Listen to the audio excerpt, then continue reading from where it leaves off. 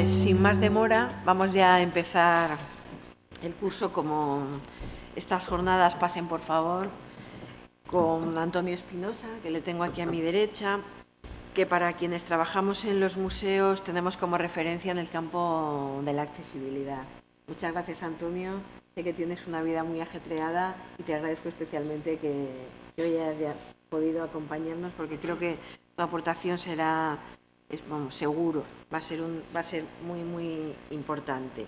Antonio Espinosa es doctor en Filosofía y Letras por la Universidad Autónoma de Madrid.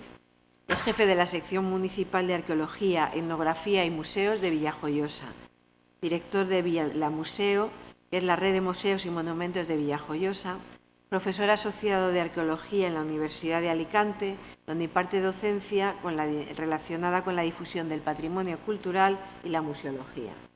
Su especialización profesional se centra en la arqueología clásica, la planificación estratégica y la gestión del patrimonio cultural, las técnicas de interpretación y el diseño universal aplicados a la museografía.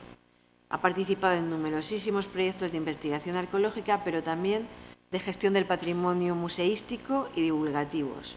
Ha organizado e impartido cursos y ponencias sobre accesibilidad física e intelectual al patrimonio en numerosos seminarios y encuentros nacionales e internacionales, y es autor de numerosos artículos sobre estos temas.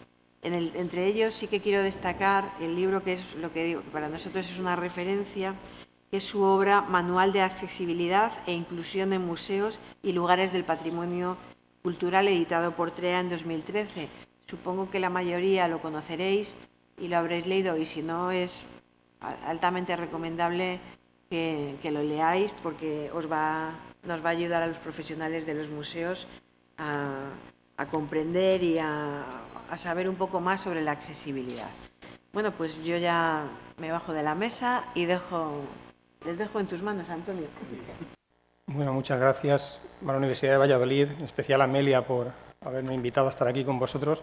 Siempre es un placer compartir las experiencias que llevamos trabajando hace unos 25 años, ¿no? Y además siempre es un placer también en estos foros en los que hablamos de inclusión, porque solemos ser muy buena gente, ¿no? Es decir, gente empática, que nos preocupa nuestro público, ¿no? Es decir, nos ponemos en el lugar de las personas que visitan nuestras instalaciones. Y la verdad es que siempre es un placer compartir foros con vosotros, ¿no? Bueno, también es un placer compartir mesa con Fran Sardón, una persona a la que sigo mucho, muy activa también en redes sociales y también es un referente, ¿no?, en este mundo. Y desde luego la temática es muy importante, la de hablar de contenidos museísticos, porque nos hemos pasado muchos años hablando del problema de llegar a los sitios, ¿no?, de la cadena de la accesibilidad. Voy a manejar una serie de conceptos que no puedo explicarlos porque no tengo tiempo, ¿no? Si hay algún concepto que no entendéis bien, yo no he venido aquí a hablar de mi libro, pero es este manual, entonces quiere decir que también está en Internet. Aquí está todo eso explicado, quiere decir que no, creo que tampoco puedo detenerme mucho, ¿no? Pero en la cuestión de la cadena de la accesibilidad, pues nos preocupábamos por cómo llegar a los sitios, luego por cómo entrar a los sitios. Pero muchas veces la gente no se preocupaba por ¿y qué pasa cuando están dentro?, ¿no? Porque, claro, a lo mejor puedes llegar, puedes entrar, fantástico, pero una vez dentro las vitrinas están muy altas, los textos son muy pequeños, hay poca luz, ¿no? Entonces, bueno, pues prácticamente el hablar de contenidos, pues es yo creo que estamos demostrando que la cosa está madurando. O sea, que los museos españoles están empezando a estar a un nivel bastante bueno en lo que es la museografía inclusiva para todas las personas, ¿no? También es un acierto, yo creo, que se hayan planteado las jornadas. Tengo muchas ganas de ver a todos los que vais a hablar después en el sentido de contar con las asociaciones, ¿no? Porque lo que queremos es escucharos, ¿no? Saber qué queréis, ¿no? Bueno, voy a procurar condensarlo todo bastante. A veces seré un poco telegráfico y voy a intentar centrarme también en los contenidos, bueno. Entonces, aquí hay una serie de tópicos, yo he tenido que sufrirlos durante tiempo. Recuerdo que cuando empecé a trabajar en esto, hace como unos 25 años o así, se lo comenté a un colega de la universidad, un buen museólogo, y le dije, oye, he pensado empezar a hacer museos accesibles, ¿no? Y me dijo, no lo hagas, porque estás perjudicando a la mayoría de la población. Te estás beneficiando a una minoría, pero estás perjudicando a todos los demás. No, me lo dijo así, y es un museólogo muy respetable, muy buen museólogo, ¿no? Claro, era otra generación. Yo creo que también nuestra generación tiene el papel de vencer esos tópicos, ¿no? Me vais a permitir rápidamente, bueno, son cifras que se están actualizando, a lo mejor ya las tengo que actualizar este año, pero grosso modo nos van a servir. Esto es como lo ve el museólogo tradicional, ¿no? O sea, el bloque grande, pues es la mayoría de nuestro público, el otro bloque, pues es la minoría. Bueno, pues oye, vamos a dedicarnos al bloque gordo, que salimos ganando, ¿no? ¿Para qué vamos a perder tanto esfuerzo en dedicarnos al bloque más pequeño? Pues empezamos a meter ahí cifras y tener en cuenta que eso, un 19% de personas con una circunstancia temporal discapacitante, ese cuadrado tan gordo ya no es tan gordo, se va haciendo más pequeñito, ¿no? Y vamos añadiendo cosas, mujeres embarazadas, mayores de 65 años que no tienen reconocida una discapacidad oficial. Bueno, si sumamos todo eso, estamos más o menos en esa cifra del 40% de personas con discapacidad, una cifra más real. En Francia, por ejemplo, la discapacidad se le reconoce a un 30% de la población con los parámetros oficiales, en España es un 10%, pero estamos en un 40% aproximadamente de la población. Por eso la Design for All Foundation, que está en España, su sede está en Barcelona, dice que el diseño para todos, para todas las personas, es fundamental para el 10% de la población que tienen reconocida una discapacidad oficialmente, necesario para el 40% y confortable para el 100%. O sea, que es una de las cosas que eso, no es perjudicial para el resto de la gente, todo lo contrario, una museografía para todas las personas es muy cómoda, o sea, es fantástica, es mejor para los demás todavía. O sea, es totalmente lo contrario un poco de lo que se piensa, ¿no? Los espacios amplios, las rampas. Yo cuando hay una rampa no subo escaleras. Entonces, bueno, los textos grandes. Ahora mismo tengo una discapacidad. Entonces, todo eso, bueno, yo muchas veces cuando se lo tengo que explicar a mis políticos, porque yo dirijo una red de museos y monumentos, según a quién hablo, pues a veces le hablo de cifras, ¿no? Entonces, bueno, pues se lo planteo en plan, bueno, imagináis que la Coca-Cola dijera, ahora renuncio a vender el 40% de Coca-Colas en el mundo. Voy sobrado, renuncio al 40% de mis clientes. Bueno, ¿qué empresa en su sano juicio haría eso? Y los museos estamos haciendo eso. Lo podemos medir incluso económicamente. Pero es que no son solo estas personas, son sus entornos, sus amigos, sus familiares. Es decir, que es más del 40%, ¿no? De hecho, bueno, podríamos sumar colectivos, ¿no? Como las personas con gran obesidad o las personas, digamos, menores de 14 años, porque tienen una psicología, o sea, su psicología no es la de las personas mayores, por lo tanto los contenidos no los van a recibir igual, no van a entender igual las cosas que una persona adulta. O personas de estatura muy baja o de estatura muy alta o menores de 5 años, que no solo, el problema no solo es para ellos, también es para sus padres, que los tienen que llevar en brazos, que tienen que llevarlos en el carrito. Bueno, si sumásemos todo esto, no es un 40%, tampoco es un 100%, pero no es un 40%, es decir, que ese cuadrado que era más grande, ahora es más pequeño. Por lo tanto, no estamos hablando de una minoría, estamos hablando probablemente de una mayoría. En cualquier caso da igual, porque es una obligación legal y es una obligación moral. Es decir, no se pueden medir las cosas tampoco en cuestión de porcentajes, ¿no? No estáis un poco cansados de porcentajes, aquí hay un montón de números, ¿no? Pero fijaros además en esta señora que está haciendo ahí jogging o lo que sea eso, no sé cómo se llama ahora. Bueno, pues a lo mejor es la mujer de esta otra persona, ¿no? Y este otro pues es amigo del de arriba y se van juntos de vacaciones. O sea, que es lo que os decía antes, que en realidad la diversidad es la norma de la dimensión humana, todos somos diferentes. No hay nadie aquí que sea igual que otra persona. Todos tenemos nuestras circunstancias, ¿no? Entonces, si diseñamos cosas para todas las personas, pues, bueno, pues estaremos haciendo los museos realmente para todos, ¿no? Así que la museología inclusiva pues es un derecho, pero también es rentable social y económicamente, ya lo hemos visto, es cuestión de números. Pero si lo miramos también desde el punto de vista del gestor, fortalece la imagen de nuestra institución, es motivadora para todo el equipo y es una de las cosas que más destaco, porque desde que empezamos a trabajar en accesibilidad, en inclusión en el Museo de Villajoyosa, en Vilamuseu, digamos que se ha hecho como una piña. Todo el equipo está trabajando a la vez en eso. Todo el equipo le gusta, le encanta, está motivado, todo el mundo quiere saber más. Hemos hecho una especie de libro blanco de cómo tenemos que actuar todos, pero desde la señora de la limpieza hasta, no sé, es decir, todo el mundo, vigilantes jurados, vigilantes de sala, ¿no? todo el mundo tiene que tener unos conocimientos básicos y todo el mundo está motivado, ¿no? Para todo el mundo es como una especie de motivación extra. Y además es competitiva porque la población está envejeciendo, la media de población en Europa y en España, con lo cual cada vez va a ser más necesario. Estamos, digamos, invirtiendo en algo que lo que va a hacer va a ser mejorar nuestro posicionamiento como institución cultural, ¿no? Otro de los tópicos es que la museografía accesible, hacer los contenidos accesibles es más caro. Bueno, en fase de diseño es elegir si es accesible o no. Hace unos años, muchos años ya, estábamos haciendo una exposición y dijimos, bueno, vamos a poner vitrinas accesibles, ¿no? Y empezamos a contactar con empresas en España y ninguna hacía vitrinas accesibles. No había ninguna. ¿Y qué hacemos? Hablamos con una empresa y le dijimos, oye, te las compramos a ti, pero tienes que hacer un diseño nuevo. Tienes que diseñar una empresa nueva, una vitrina nueva, ¿no? Estamos muy contentos por lo que llamaron modelo Villajoyosa. Y ahora es la única que venden prácticamente, ¿no? Porque, claro, cuando ponen el catálogo y dicen, no, pero esta además es accesible, pues de esa, ¿no? Entonces, muchas veces es cuestión de elegir si quieres hacer una cosa de una manera o de otra. Cuando diseñamos las cosas es cuando las hacemos accesibles o no. Los edificios no son accesibles o no por sí mismos. Nosotros diseñamos una exposición accesible o no accesible. Así que podemos elegir, ¿eh? Y los sobrecostes vienen sobre todo de obras que ya están hechas y que tenemos que adaptar, no de cuando estamos haciéndolas, ¿no?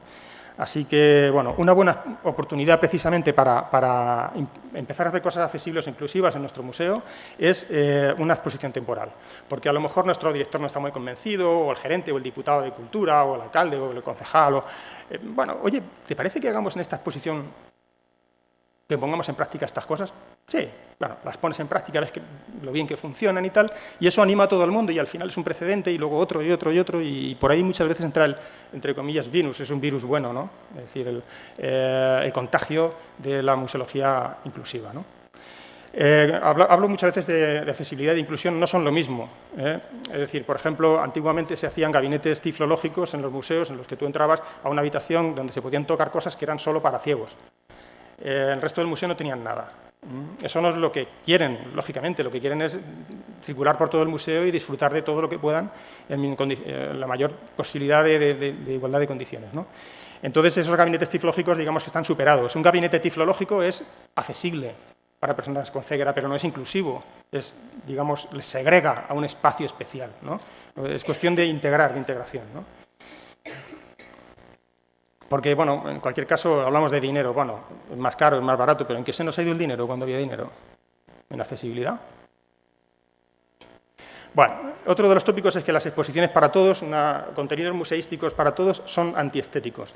Y aquí, bueno, pues hay una tendencia de diseño, minimalismo malentendido, según el cual los textos tienen que ser en la letra pequeñita, con poco contraste, con ambientes museográficos muy oscuros, porque además así no se ven, ¿verdad? Cuando ponemos un ambiente museográfico muy oscuro, pues no se ven las imperfecciones, no se ve un pliegue por aquí ni un cable por allá, ¿verdad? Eso museográficamente es fantástico, pero en accesibilidad es horroroso, es lo peor. Entonces lo que tenemos es un poco que cambiar esa dinámica de la museografía oscura, lo siento, pero hay que hacerlo, ¿eh? O sea, la accesibilidad necesita luz, necesita luz. Si se ve el cable, que se vea, o ya lo haremos de la mejor manera posible, ¿eh? Pero se necesita luz, por ejemplo, para que una persona con resto visual pueda leer macrotipos. O una persona con discapacidad intelectual, psíquica, no sienta ansiogenia, no se sienta ansioso en un espacio cerrado y oscuro, ¿eh? Con luces muy contrastadas. Entonces hay que superar eso. Es una fase de la museología que tenemos que superarla. Hay que superarla eso. Bueno, podemos discutir sobre el tema, ¿no? Es un tema muy apasionante. Bueno, hay que hacerla evolucionar la museología a una nueva estética museográfica, ¿no? Estos son algunos de los libros de referencia. Bueno, este es el último que hemos publicado con otros 19 autores, ¿no? Que ahora estamos trabajando en la segunda edición. Y hay un libro, por ejemplo, para discapacidad intelectual muy importante, el de Claude Godard, en francés, el libro de Begoña Consuegra, que sigue siendo un referente también para accesibilidad visual. Ahora también las actas del Segundo Congreso Internacional de Educación y Accesibilidad de Huesca, que el año que viene ese congreso se hará en Alicante, hay que ir pensando ya en ese congreso, y que ese congreso de Huesca fue también la constatación, para mí fue un antes y un después, porque fue la constatación fantástica de que en España se están haciendo muchas cosas y muy bien hechas en accesibilidad. Bueno, 2 o 3 conceptos. Hablamos de diseño universal. Es un concepto que nace hace muy poquito en Estados Unidos, en los años 90 prácticamente, y nace en arquitectura. Es decir, los arquitectos empiezan a pensar que hay que diseñar cosas para todas las personas. Vale, tiene 7 principios, no os los desgrano esos principios, pero tiene 7 principios que, bueno, que conviene aplicar cuando uno diseña algo. Y una de las cosas que me gusta a mí del diseño universal, del concepto de diseño universal, es la palabra usabilidad. Hacen mucho hincapié en que las cosas se tienen que poder usar, tienen que poder usarse por todas las personas, ¿no? O sea, que sean fáciles de usar. Hay otro, oiréis hablar de otro concepto, que es el diseño inclusivo, inclusive design, se utiliza sobre todo en Gran Bretaña y, bueno, en algunos otros países. Y ellos incluyen prácticamente lo mismo, ¿no? Son como diferentes versiones de lo mismo, pero ellos introducen un concepto que es muy importante, que es el de la palabra razonable. Es decir, tenemos que hacer las cosas de una forma razonable, tampoco hay por qué empeñarse en hacer, o sea, uno no puede estar frustrado porque no puede hacer su museo 100% accesible de una tacada, ¿eh? Se hace poco a poco las cosas, se hacen ahora una acción, luego otra, ahora una exposición, es decir, como en el ritmo que podamos, la cosa es ir haciéndolas, no tenemos por qué pensar que lo tenemos que hacer todo a la vez, ¿no? Y luego, pues eso, ser razonable también en la manera de... Luego veremos algún ejemplo, ¿no?, de dónde se podría aplicar esa palabra razonable. Y hay otra tendencia un poco más reciente, el Design for All, diseño para todas las personas o diseño para todos, que no hace nada, es un concepto muy europeo, muy del norte de Europa, que es donde más avanzados están en museos accesibles. Y lo que ellos introducen, que a mí más me gusta, es el concepto de que no solo se trata del resultado final, que bien me ha salido esta exposición, sino de la gestión. O sea, ¿cómo informo de eso al público? ¿Se van a enterar de que tengo una exposición accesible? ¿Hasta qué punto es accesible? O sea, ¿voy a informar de qué porcentaje de rampa tengo, no de que tengo rampa? O del mantenimiento, ¿no? Ahora veremos algún ejemplo por ahí de mantenimiento nefasto. O sea, es tan malo no hacer una exposición accesible como hacerla y luego no mantenerla, ¿no? O de, pues eso, la publicidad que hacemos, etcétera, ¿no? Tenemos un niño zurdo, es decir, bueno, es otro de los colectivos que muchas veces tiene problemas con los manipulativos o con los interactivos o con cosas que no están diseñadas para ellos. Bueno, así pasando un poco por encima, es importante conocer también, para poder diseñar este tipo de contenidos museísticos, cuáles son, digamos, las diferentes discapacidades, ¿no? Por un lado, la discapacidad motriz, se suele llamar física, aunque la física también incluye realmente a la discapacidad orgánica, que tiene que ver con órganos internos, por ejemplo, la diabetes, ¿no? Son discapacidades que se suelen llamar invisibles, es decir, cuando una persona con diabetes o una persona, pues no sé, que tiene una alergia a algo, entra por un museo, tú no lo identificas, no sabes que esa persona tiene una discapacidad, ¿no? O no sé, con asma o con, no sé, fatiga crónica, ¿eh? Entonces, esas discapacidades también de alguna manera son físicas y también son colectivos importantes. Hace poco en un congreso me preguntaba un museólogo, pero yo no veo entrar, tú dices 40%, no veo entrar a tantas personas con discapacidad en el museo. Claro que no las vas a ver, no las vas a reconocer, ¿eh? Y también es verdad que muchas veces muchas personas con discapacidad se hartan de ir a museos en los que luego van a museos y no pueden disfrutarlos, con lo cual, hasta que no hagamos muchos más museos accesibles, hay veces que muchas personas no van porque están hartas de llevarse frustraciones, ¿no? Bueno, las personas con movilidad reducida, la palabra PMR es una de las palabras que se utilizan en la discapacidad motriz, ¿no? Luego, las personas con discapacidad auditiva, que son 2 grandes grupos. Por un lado, los que, digamos, los llamados oralistas, que son los que se quedan sordos después de haber aprendido a leer y escribir, después de 7 años, 10 años, y que comprenden bien los subtítulos, ¿no? En un audiovisual, por ejemplo, pero las personas con sordera de nacimiento no vale con poner subtítulos. Ellos necesitan lengua de signos. O sea, que digamos que las personas con sordera no son personas con sordera y ya está. Hay 2 grandes colectivos dentro de esas personas con sordera. Unos, los subtítulos no les valen. A otros, la lengua de signos no les vale. No le intentes poner lengua de signos a una persona que sabe leer subtítulos, porque no le va a valer. O sea, que es conocer un poquito todas las diferentes posibilidades que nos podemos encontrar, ¿no? Igual que en el tema de la discapacidad visual. Digamos que hay un porcentaje de la población, de la población con ceguera, que utiliza el braille y normalmente se han quedado ciegos a una edad muy temprana o de nacimiento, entonces utilizan el braille. Pero hay una gran parte, la mayoría de las personas con ceguera, tienen resto visual, o sea, ven algo.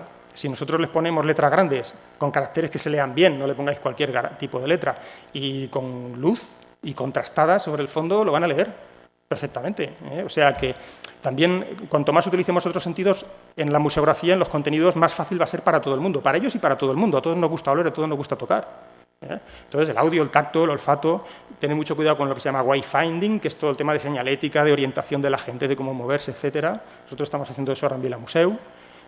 Bueno, pues eso. Luego está el bloque de la discapacidad mental. Yo siempre suelo decir que si tuviéramos que dividir el mundo de la discapacidad en dos grandes bloques, uno sería la discapacidad mental y la otra todas las demás. Porque es una problemática muy diferente, ¿no? Tú pones una rampa con una pendiente adecuada y normalmente pues, las sillas de ruedas van a poder subir, todas, pero si tú pones, estoy generalizando mucho, pero en el caso de las discapacidades mentales, cada persona es un mundo. Cada persona, digamos, tiene sus propias respuestas ante, y a veces no se pueden prever, son imprevisibles, ¿no? Dentro de la discapacidad mental hay dos bloques también. Uno sería la discapacidad intelectual, que muchas veces las comparten estos dos bloques en una sola persona. La discapacidad intelectual, lo digo así porque FEAPS lo llama así, o cognitivo, del conocimiento, como lo queráis llamar. Por ejemplo, los trastornos del espectro autista o el síndrome de Down, por ejemplo, entrarían dentro de este bloque. Esos son los dos pictogramas que más se utilizan. Podríamos hablar de pictogramas si queréis, yo no me voy a detener en esto. Y son colectivos que necesitan una sensación de seguridad, orientarse muy bien dentro del museo, la lectura fácil, es decir, si tú les pones textos que se lean fáciles, sin muchos tecnicismos y siguiendo los criterios de la lectura fácil de las que nos van a hablar alguien que sabe más que yo en estas jornadas, pues entonces lo leerán, claro que lo leerán. La mayoría de ellos, muchos de ellos lo leerán. O sea, hablaba Fran de la comunicación, pues eso es la cuestión, comunicar, cómo comunicamos el patrimonio, ¿no? Por ejemplo, hay la comunicación aumentativa a través de pictogramas, y aquí habría que hablar de Arasac, supongo que saldrá a lo largo de las jornadas, este portal de comunicación aumentativa de Aragón, que se está convirtiendo en un referente internacional y que nosotros queremos empezar a trabajarlo dentro de poquito, todavía no hemos empezado. Esto es los pictogramas de Arasac, ¿no? Bueno, y luego la discapacidad psíquica, pues eso, psicosis, neurosis, paranoias, es decir, que es otro mundo, ¿no? También que afecta, digamos, al cerebro. Así que para este tipo de cuestiones, pues habría que, por ejemplo, en la museografía, en los contenidos del museo, en las salas, evitar un exceso de estímulos o luces muy fuertes que nos sorprendan, o sistemas de megafonía por sorpresa o espacios muy oscuros. Me podríais decir, vale, pero esto choca con una museografía muy creativa, ¿no? Vale, lo podemos discutir, eso queda para el debate, puede ser un buen debate. ¿Cómo combinamos esto con una museografía muy estética, muy creativa y que llame la atención del público, ¿no? El tema de utilizar y manipular objetos es bueno para todo el mundo, para personas con discapacidad visual, para personas con discapacidad intelectual, para niños y para no tan niños. A todos nos gusta tocar, Bueno, también en cuestiones de roles dentro de los museos, como las visitas teatralizadas, animadas, etcétera, son muy buenas porque, bueno, ahora veremos por qué, pero provocan la participación activa, ¿no? Entonces, ahí nos ponemos un poco todos al mismo nivel y ahora veremos algún ejemplo muy bonito. Lo que os decía de atención al público, conviene redactar algunas pautas. Nosotros tenemos un convenio con el MARC, el Museo Provincial de Alicante, estamos haciendo con ellos un libro blanco común para, digamos, que sea un poco nuestro libro de cabecera para todo nuestro personal, como os decía antes. Y, bueno, pues ese libro se lo tiene que leer todo el mundo. Un becario, una persona que recibe una beca o que va a hacer una investigación en el museo, una persona que llega para 3 meses para hacer una investigación, se tiene que leer eso, porque de alguna manera forma parte del museo. Bueno, a ver. Yo aquí tengo que, me vais a permitir un momentito que cambie.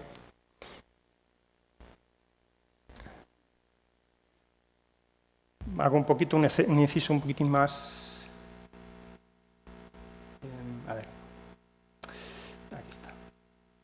Voy muy rápido. Bueno, yo empezar a trabajar en accesibilidad en museos fue idea de mi mujer que está ahí, que es Paula, tiene una empresa de visitas guiadas turísticas y hace unos meses hicimos este audiovisual. Entonces sí que quería aprovechar algo de lo que planteamos aquí porque su empresa está especializada, digamos, en diseño turístico accesible para todas las personas desde hace muchos años. Entonces, eso, el tema de la inclusión cognitiva, pues se trata de que la gente participe como en todo, ¿no? Que participe en todo esto, en el aprendizaje, en la atención, en la memoria, en resolver problemas, en tomar decisiones, procesar el lenguaje, todo esto, ¿no? Y afecta a diferentes discapacidades, tanto la sociocultural, es decir, todo eso, la gente, por ejemplo, de una determinada cultura que no es la nuestra, va a tener problemas de cognitivos, o sea, no va a entender tan fácil lo que le estamos diciendo. De edad, igual pasa con un niño, no va a entender determinado lenguaje. De idioma, una persona que, por ejemplo, de formación también, las personas de edad muy avanzada o que no tengan estudios o que no sean especialistas, muchas veces diseñamos museos para especialistas, ¿no? Entonces van a un museo y, yo qué sé, fíbula anular hispánica, vale, muy bien, ya está, sin traducción, ¿no? Que es un imperdible, o sea, podemos decir imperdible, no pasa nada, bueno, pues, o emocional. Yo me gusta mucho hablar de discapacidad emocional porque realmente lo que no nos emociona no nos interesa, lo que no nos engancha es, no tenemos la capacidad para, no nos apetece.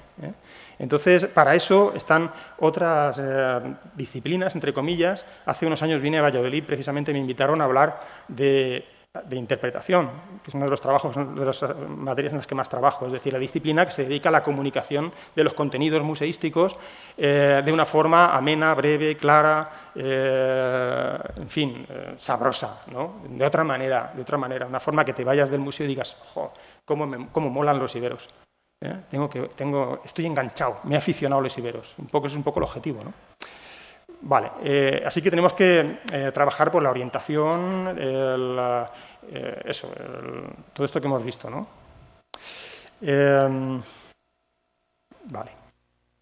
Nosotros estamos trabajando ahora, por ejemplo, para acceder dentro del museo a los sitios, pues la franja guía, por llamarla, hay muchas maneras de llamarla. Estamos poniéndola ahora con Ilunion, con la empresa de la ONCE, que lleva a los planos táctiles, lleva a los sitios donde hay cosas que se pueden tocar, que se pueden oler, que son muchos. Es decir, hay muchos sitios, puntos dentro del museo, a las zonas de descanso, a las zonas de ascensores, a las escaleras. Es decir, de alguna manera hay planos táctiles en los que está incluida la franja, de manera que una persona ciega pues, puede hacerse una idea también del espacio y llegar a ser incluso autónomo, que eso es un poco el objetivo, que sean lo más autónomos posible.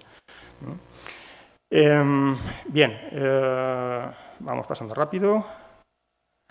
Esto lo pasamos también. Vale. En cuestión de las personas con discapacidad intelectual, mental, psíquica, muchas veces es importante también el papel de sus acompañantes, de sus monitores, digamos, ¿no? Que nos ayudarán también a solucionar problemas porque muchas veces pueden incluso interrumpir la visita porque reaccionan de una manera que no está prevista. Entonces, aquí es fundamental, estas personas necesitan siempre una preparación previa muy grande, en fin, y también, en este sentido, todo lo que tenga que ver con la museografía, que se realicen, actividades que se realicen de forma plástica, que tengan que ver con las artes escénicas, desde gestos, el movimiento, los mimos, cantar, bailar, los sonidos, el tacto, todo lo que sea hacer cosas. Por eso las visitas teatralizadas funcionan muy bien, pues les permiten también un poco desinhibirse y participar como participan los demás, ¿no? No voy a entrar tampoco en características de diferentes colectivos, ¿no? Pero, bueno, por ejemplo, Paula lleva mucho tiempo trabajando, ahora tiene visitas de COCENFE también. Entonces, es curioso como muchas veces las visitas con personas con discapacidad mental son mucho más simpáticas y funcionan mucho mejor que las que no hay.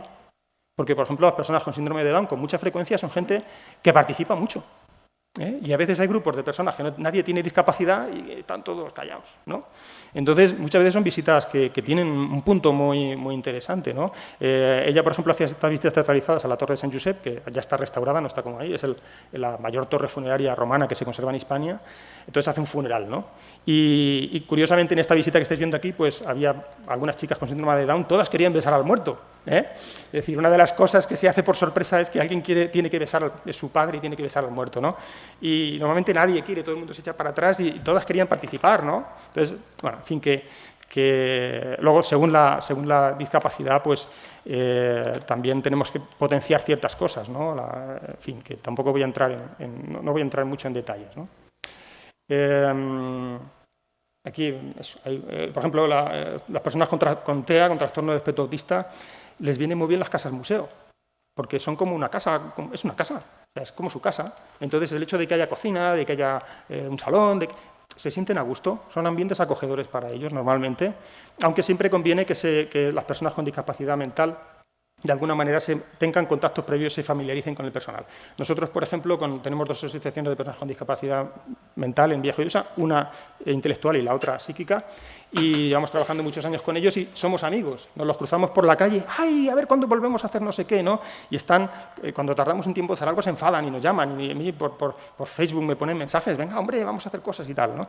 Y la verdad es que se ha creado una relación muy bonita con ellos. Es decir, de alguna manera somos un recurso en manos de estas instituciones y ellos sienten el museo como suyo. O sea, ellos son parte del museo, ¿eh? Lo entienden como suyo, ¿no? Bien, tengo que pasar todo esto. Sí, el tema de pautas que no puedo darlas todas, pero eso, a lo mejor incluso durante una visita una persona puede empezar respondiendo de una manera y a mitad de la visita empieza a responder de otra, o sea que nos pueden cambiar, hay que estar muy preparado para ser muy adaptable también, ¿no? De una capacidad de adaptación muy grande. El tema de las tecnologías de la información y la comunicación y la brecha digital es importante porque, ahora incluso en el manual se refleja mucho, son 19 autores, entre los 19 pues había unos que eran como muy tradicionales en el buen sentido de la palabra, es decir, los recursos físicos, cosas que se toquen, cosas que se huelan, cosas que el braille, y luego había otros autores dentro del manual que decían, sí, todo eso está muy bien, pero ¿qué me decís de las nuevas tecnologías, de las guías multimedia y de las recreaciones virtuales y en fin, cómo podemos aplicar todo eso por ejemplo, ahora mismo con los códigos QR, pues el bajarte contenidos? Claro, un poco, ahora hay un gran debate en eso, en el mundo de la museología y de los contenidos museísticos, ¿no? Hay gente que incluso cree que con las nuevas tecnologías ya vale, que para qué vamos a poner maquetas accesibles y para qué vamos a poner braille y para qué vamos a poner esas cosas anticuadas, ¿no? Y hay personas que dicen, sí, pero a la maqueta no se le va la luz. La maqueta se puede tocar siempre y los textos se pueden leer siempre, y no se le va el wifi. Con lo cual, un poco la conclusión a la que llegábamos en el libro, que costó coger a esas dos tendencias y ponerlas de acuerdo, es que necesitamos los dos tipos de recursos. Es decir, que las tecnologías son cada vez más importantes, están solucionando muchísimos problemas de comunicación. Bien. Tengo que ir acabando.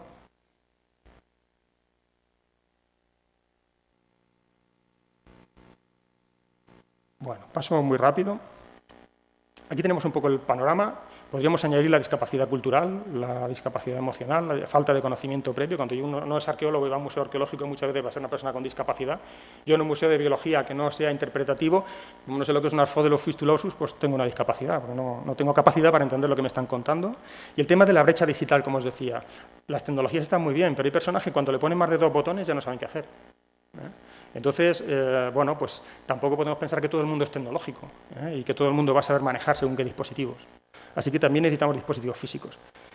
Aquí tenéis una serie de parámetros, de cosas que habría que tener en cuenta cuando uno hace análisis de sus recursos, a ver en qué punto estamos, o cuando uno quiere analizar una exposición, es decir, todo el tema de análisis, evaluación, ¿no? Evaluación de diseño, evaluación formativa, evaluación remediadora, cuando ya todo esto que ya sabéis en museos, ¿no? Cómo evaluamos las cosas que diseñamos, las cosas que hacemos, se pueden hacer por diferentes criterios, como los 7 principios del diseño universal, que están aquí, o los principios del concepto europeo de accesibilidad, en fin, se puede hacer de muchas maneras, ¿no?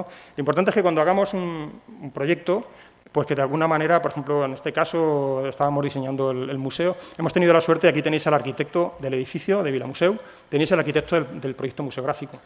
Entonces, los dos diseñaron todo a la vez, tanto el edificio como el proyecto museográfico, ha sido una maravilla. Yo creo que soy el único director de museo de España que no se puede quejar del arquitecto, porque ha hecho lo que le hemos pedido, ha sido capaz de poner la estética al servicio de la funcionalidad, ¿no? Trabajar en equipo y, sobre todo, aparcar los egos, o sea, que nadie ponga su ego por encima del de los demás, ¿no? Es un poco fundamental. Y si no quiere, lo obligamos. Si el arquitecto o quien sea no quiere aparcar su ego, lo obligamos a aparcarlo. Esta es la marca nuestra, simplemente es un guiño para que es un juego, ¿no? Con el braille, ¿no? Nos hemos arriesgado mucho, ahora tenemos que ser muy accesibles, ¿no? Pero es una genialidad de Avanti Avanti, ¿no? Tenemos un signo en lengua de signos, que es este. Esto es Vilamuseu, entonces el AFESOR, la Comunidad Valenciana, pues ya lo utiliza. Ahora hemos hecho nosotros una red de museos y monumentos, entonces está el museo, pero luego hay 50 paneles, de los cuales 35 son hiperaccesibles. Hemos hecho un diseño hiperaccesible, en el cual te puedes descargar lengua de signos, pues está en macrotipo, o sea, está en lectura fácil, está todo, ¿no? Hemos intentado que fueran paneles casi perfectos. Pues ahí ya incluimos el signo Vilamuseu. Del entorno no vamos a hablar, todo esto, porque no estamos aquí para hablar de esto, pero sí de las maquetas, por ejemplo. Y a mí me da una cosa, cuando veo una maqueta que no es táctil, qué pérdida de dinero, ¿no? Qué pena, porque ya no tiene solución. O a lo mejor la maqueta es táctil, pero resulta que la peana que hay debajo no lo es, no es accesible. No puedo meter las piernas, no llego. O han hecho la maqueta demasiado grande y no la puedo abarcar, ¿no? Entonces, para todo eso hay parámetros, alturas, está todo estudiado. Quiero decir que, bueno, es cuestión de... Ahora ya no hay excusas, y hay bibliografía a la que acudir, ¿no? Pero, bueno, a lo mejor no soy sordo, me viene bien tener el papel para leerlo, porque no voy a, cuando le dé al botón no lo voy a oír. O sea que, en fin, intentar conjugarlo todo, sobre todo preguntar a las personas y a los colectivos y a los especialistas, ¿no? Esta mesa, por ejemplo, la habíamos hecho en una madera de color claro y el suelo era de color claro. Cuando fuimos a la ONCE nos dijeron que se van a chocar, pintarla de color oscuro, que nos chocamos. Bueno, el tema de maquetas, está el debate ahora entre el bronce y el Corian, también podemos debatir eso en algún otro momento. Esto es una maqueta al aire libre, es de bronce, del casco antiguo de Villajoyosa, pero en el Museo Tiflológico de la ONCE, que tenéis que ir a ver si no lo conocéis, en Madrid, pues aquí tenéis el Taj Mahal, por ejemplo, con una maqueta de volúmenes, que es una maqueta pequeñita para hacerte la idea de todos los espacios, y luego está la maqueta en grande. O sea, que ¿cómo hacer una maqueta accesible? Pues también todo eso está estudiado, pero fijaros, o sea, hay una cosa que son ayudas técnicas, pues el bastón blanco es una ayuda técnica, etcétera, pero hay otras cosas que son inhibidores o son, digamos, barreras, ¿no?, que se suelen llamar. O fijaros, esta persona va a acabar con tortícolis cuando acabe de ver el museo, o de intentar verlo, porque no está a su altura tampoco, ¿no? El tema del escaso esfuerzo físico, porque no distribuimos sillas. Nosotros tenemos puntos de descanso en todo el museo, en medio de una sala. Es decir, que, bueno, casi a veces con criterios un poco de centro comercial, ¿no? Es decir, de comodidad, de estas sillas que se descuelgan y te sientas en cualquier sitio donde quieres, la llevas donde quieres, luego la vuelves a poner. El Museo Británico, por ejemplo, hay montones de ellas, ¿no? Pues todo este tipo de cosas, ¿no? Los planos táctiles, es decir, procurar no hacer cosas como esta, ¿no? Yo tengo un amigo que habla de las rampas para hacer minusválidos, dice él, ¿no? El tema del lenguaje es importante, ¿no? No utilizar la palabra minusválidos, utilizar la palabra personas con discapacidad. Cuando se habla en genérico se puede hablar también de personas con diversidad funcional, ¿no? Y bueno, pues eso, no hacer cosas que puedan, pues, provocar un daño a la gente, ¿no? O no ser localizadas, no ser identificadas. Así que, bueno, todo esto tiene parámetros, tiene alturas. Nosotros hemos bajado un poco la altura media, que se suele hablar en museología, se suele hablar de una media de unos 60 para, digamos, unos 50, unos 60. Nosotros hemos bajado unos 35. Bueno, muchas veces, es que la gente no lee en los museos. ¿Cómo va a leer? Si le ponemos unos textos, ¿quién se los yo no leería tampoco. Es decir, que cuando los textos son en lectura fácil, como este, es un texto de lectura fácil, este chico tiene síndrome de Down y además tenía un problema de visión grandísimo, tenía resto visual, pues está leyendo. Claro que leen. Esta foto no está trucada, os lo juro. Y que, bueno, es todo cuestión de... Y está a la altura adecuada, a su altura. O sea, no están aquí arriba. Estos son personas con sordoceguera. Y luego otra cosa que me gusta mucho decir también es el tema de que intentemos hacer museos usables. O sea, que no estemos regañando a la gente continuamente. No se siente en el suelo. ¿Por qué no? Que se siente, mientras no cree un problema, un obstáculo, no sé. Pero quiero decir, pues esta chica no oía bien, pues se puso en el suelo a oír el altavoz mejor, porque ella tenía resto auditivo. Fantástico. Hace unos años me llamaron al Museo de las Telecomunicaciones Telefónicas para hacer una evaluación de un taller infantil, ¿no? Y un poco el objetivo era que les apoyara, porque, claro, hacían ruido en el museo, ¿no? Los niños correteaban, buscando cosas y tal. Entonces, digo, bueno, yo voy a ver qué dicen las personas mayores, ¿no?, en el museo. No me fijé en los niños, me fijé en las personas mayores. Y todos decían, ¡qué bien! Fíjate, los niños corriendo y disfrutando, y todos estaban encantados. Digo, nadie se está quejando. Es decir, bueno, los museos son para usarlos. O sea, no tienen que ser tan templos de las musas. Yo creo que las musas estarían contentas si los museos se usaran de una manera mucho más... Bueno, todo el tema de táctiles, de planos táctiles, en fin, todo ese tipo de cosas, los pictogramas, el único pictograma internacional aprobado es el SIA, que es la persona en silla de ruedas, que es bastante feo. Ahora también hay propuestas para cambiarlo un poquito, que sea un poquito más activo el pictograma, pero allí también están pictogramas empezando a moverse, ¿no? A ver si se aprueban otros pictogramas internacionales. No me da tiempo a entrar en detalles, pero que las cosas se puedan oler. En este caso es una exposición que tenemos en el Museo de la Universidad de Alicante. Cristina es de la ONCE en Alicante y aquí está oliendo cómo olía una ánfora romana por dentro, la pez, cómo olía el vino romano cuando uno se lo bebía, qué olor tenía. O tocando maquetas o tocando ánforas, ¿no? ¿Por qué no podemos dejar que toquen piezas originales? Seguramente hay un pecio que tenemos 300 ánforas, ¿no puedo dejar que toquen una? En muchos museos lo que se está haciendo ahora es que utilicen gel de alcohol para que por lo menos mate un poquito las bacterias y luego no se quede la grasa de las manos en la pieza, ¿no? Entonces, según qué pieza. Nosotros en la Casa Museo de la Barbera de Aragonés tenemos sillas tapizadas del siglo XIX, en seda del siglo XIX, vale, no les dejamos tocar la silla, pero es que tenemos retales de seda del siglo XIX, de cuando las hicieron, pues dejamos que toquen los retales. Es cuestión de imaginación, ¿eh? O piezas como esta inscripción romana, que no va a pasar nada, esta no va a pasar nada porque la toquen las personas con ceguera, por ejemplo, ¿no? Papel de microcápsulas, más llamado láminas Fuser.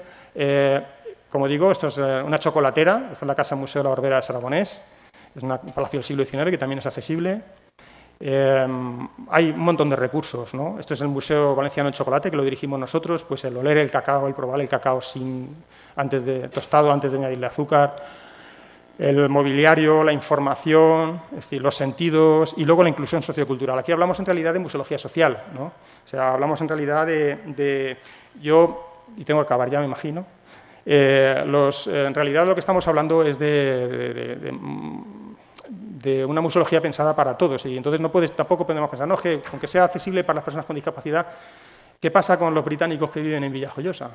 Que tienen una discapacidad cultural, una discapacidad lingüística, bueno, pues digamos que también la museografía tiene que estar pensada, orientada a todo este tipo de cosas, ¿no? En este caso, por ejemplo, hicimos una exposición temporal sobre objetos británicos de la Barbera.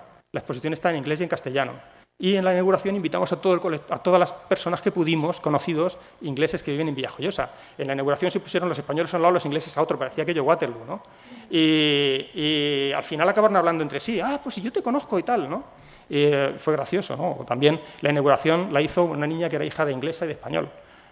Claro, es decir, solo había la inauguración infantil, ¿no? Solo había niños. Bueno, pues es una manera de incluir a los museos, en los museos a los niños, que muchas veces se sienten como aparte. Pues aquí no entraron mayores, se sintieron los reyes del mambo, ¿no? El tema de las inauguraciones infantiles o de eso, la evaluación, y hay muchas cosas de las que no hemos hablado, que podríamos comentar, como el voluntariado, yo siempre digo, es un poquito para acabar, que todo esto de la museología accesible en realidad era una asignatura pendiente de lo que se llamaba nueva arqueología, que es una tendencia que empezó a explotar en los años 80 y que se suponía que ponía el acento, en lugar de las piezas, en las personas, ¿no? En realidad la nueva museología ha fracasado en muchas cosas. Al final ha ido derivando a un concepto muy restringido de nueva museología. Pero si recuperamos un poco el espíritu original de la nueva museología, era el poner el acento en los usuarios del patrimonio. Entonces, claro, fracasó en la inclusión porque no pensó en todos los usuarios, solo pensó en una parte de los usuarios que eran los que no tenían discapacidad. Entonces, a mí me gusta decir que hay unos museos que han mal interpretado la nueva museología y se han dedicado a hacer museos muy tecnológicos, muy nuevos, a renovar todo el museo, pero no deja de ser un museo del siglo XIX vestido del siglo XXI. Es decir, recuerdo una vez con una museóloga de Israel muy famosa, que estábamos los dos en un congreso y antes del congreso nos fuimos a pasear juntos, ¿no? Y estábamos hablando de cosas, ¿no? Y estábamos hablando del museo en el que íbamos a hacer el congreso. Y entonces me decía, este museo es como yo. Es una señora vieja vestida de rockero, ¿no? Me decía. Claro, en realidad era un museo que quería ser un nuevo museo, pero en realidad era un museo nuevo. También me gusta hablar de nuevos museos y de museos nuevos, museos que se han reformado, digamos, estéticamente, pero que el discurso sigue siendo del siglo XIX. Y entonces, yo suelo decir que los nuevos museos, los nuevos museos son los que se han reformado, sí, estéticamente, son como robots, todo palanquitas, botones, luces, contrastes, cosas, ¿no? Y que también está bien si lo aprovechamos bien. Y que los museos, los nuevos museos, es decir, los que han asimilado la nueva museología realmente, tienen algo que no tienen muchas veces los museos nuevos, que es alma. Son museos en los que los equipos están implicados, huyen del postureo, es decir, no hago cosas accesibles para que venga, como todo el mundo lo hace yo también y lo imito, sino que lo hago porque estoy convencido. Y como esto es una especie de virus, no hablo de interpretación, aquí me he traído cosas de interpretación y tal, pues eso, eso es una especie de virus. En cuanto empezamos a ponerlo en marcha, en cuanto empecéis a aplicarlo, los que no lo estáis aplicando todavía, no tiene vuelta atrás, vais a estar enganchados para toda la vida. Así que, nada, la accesibilidad, como os digo, no es todo de nada, no critiquemos a los que hacen cosas, corrijámosles si se han equivocado, alabemos que lo hayan intentado, pero los que sí que hay a degüello, hay que ir a por ellos. Yo lo hago, es a los que ni lo intentan. Muchas gracias.